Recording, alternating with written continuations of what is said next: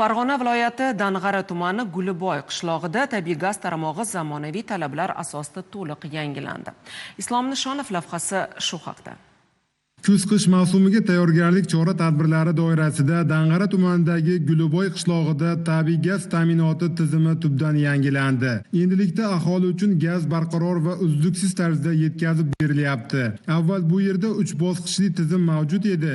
Endi esa 2 bosqichli yangi sxemaga o'tildi. Shu orqali gaz ta'minoti zamonaviy talablarga moslashtirildi. Ilgari gaz ta'minoti mahallamizda 3 bosqichli edi.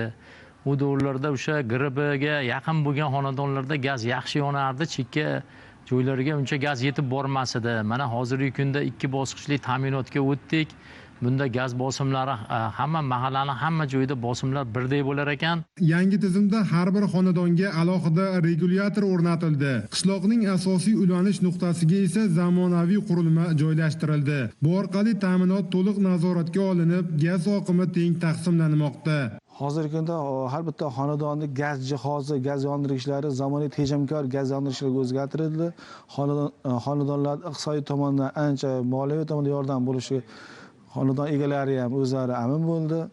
Ushbu hududga olinayotgan tabiiy gaz miqdori ham oldingi holatga nisbatan 30% ga kamaydi, lekin har bitta xonadonda hozirgi kunda 1 milliard uzluksiz gaz bilan ta'minlanyapti.